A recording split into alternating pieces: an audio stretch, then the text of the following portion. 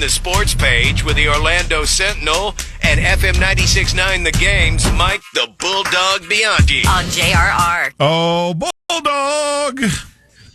The sports page brought to you by Florida Center for Hormones and Wellness. If you want to look good and feel good like the Bulldog while improving your energy level and your sex drive, I can tell you personally that Florida Center for Hormones and Wellness will make you feel like a younger version of yourself. Check them out, hormonesandwellness.com. Good looking like a bulldog, huh? His testosterone-laden sports page is about to begin. You know it. You want to talk about some testosterone. The Lions had some testosterone last night. They ran over the Ravens last night, 38-30, 224 rushing yards to the Ravens, 85. What a game. David Montgomery ran for like 150 something yards, 2 touchdowns. Jahmyr Gibbs, the other running back, had 2 touchdowns as well. I got to tell you, Lynch, the rumors of the Meatheads' demise has been greatly exaggerated. Uh-huh. Yeah. So, everybody thought they were going to take a step back after losing their offensive coordinator, Ben Johnson. Well, they put up 50 last week, and this week they put up 38 on the Ravens. And the Meathead was pumped going into halftime, if you saw that interview. You know he was. And by the way, Derrick Henry fumbled again last night. That's 3 fumbles in 3 games. This guy used to never fumble. We got to get him some stickum. Go old school. Man, he's still a beast, but man, he has been fumbling a lot. Major League Baseball news, the sale of the Tampa Bay Rays has been approved by Major League Baseball. The Jacksonville developer and his group, Patrick Zalewski, they are now essentially the owners of the Rays. Stu Sternberg is the previous owner. Now, Rob Manfred said last week that he expects Zalewski and the Rays to start searching for a new ballpark site in Tampa, something that Sternberg couldn't get done in 2 decades. You guys are going to laugh at me, but Sternberg has not ruled out Orlando. Listen to this quote and just tell me what you think. Quote, they're going to decide about location. They're going to have to build and make relationships and contacts with people throughout the region to decide what's the best place for a ballpark in order to make the Rays successful over the long haul. I think Florida is the right place for that team. Didn't say I think Tampa St. Pete is the right place. I think Florida is the right place. And he's saying the region. Are we not in the region over here in Orlando? We are in the Central Florida region. He's just got to leverage them over there and say, look, Esser, get off the pot. What are we doing here? Right. So we'll see what happens there. Big news in college basketball. Auburn men's basketball coach Bruce Pearl announced his retirement yesterday. Auburn had the best season in school history last year. They were ranked number 1 in the country for much of the season. They lost in the Final Four semifinals to the Gators, but they had a hell of a season. Bruce Pearl has been a hell of a coach.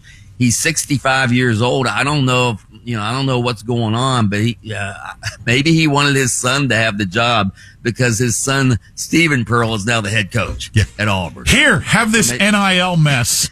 Right. Enjoy. Good luck. Yeah, and plus, here, have a primo job on Dad. Okay? Yeah. So, by the way, real quick, did you guys see what USF has done? You know, we've been talking about Jim Leavitt, the former coach. He's going to be inducted into the Hall of Fame. Then he got arrested. Then the charges were dropped.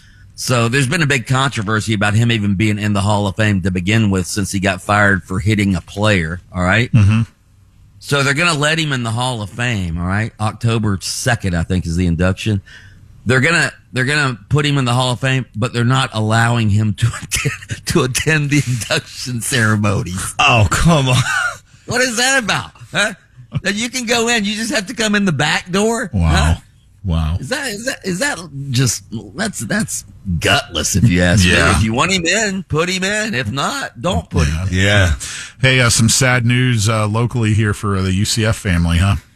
Yeah. Thoughts and prayers obviously go out to the UCF football family and also to the family of Shawn Clark, the offensive line coach, who unexpectedly passed away at the age of 50 Sunday night. UCF announced it yesterday. He's obviously very popular with the players, especially along the offensive line. He had a medical emergency during the bye week on September 9th. He's been in the hospital ever since. Evidently, it was a pretty serious medical emergency that he had. I don't know exactly what it was, but Scott Frost said last week on his radio show that they got some encouraging news. So I don't know what happened, but a turn for the worse. And sadly, Shawn Clark passes away. Yeah. Coach looked devastated. Yeah. Yeah. He canceled the press conference. Scott Frost canceled the press conference yesterday and everything. So I don't know what, hopefully UCF, will get over this, rally around their fallen coach, and maybe, dedicate the season to him. Hey, a couple other college football notes. So I guess ACC now officially going with the 9-game conference schedule. Yeah.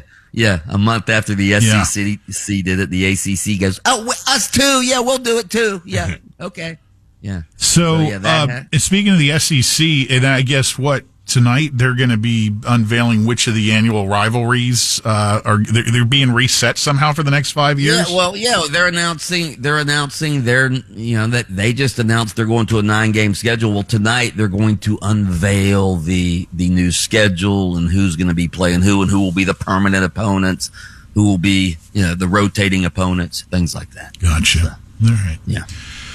All right, Mike the Bulldog Bianchi, host of Game On with Brandon Kravitz, weekday afternoons at 3 on FM 96.9 The Game. By the way, happy birthday to the boss, Bruce Springsteen. Glory days!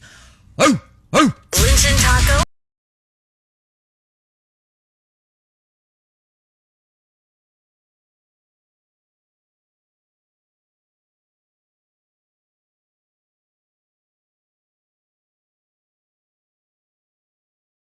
On demand. Download the iHeartRadio app.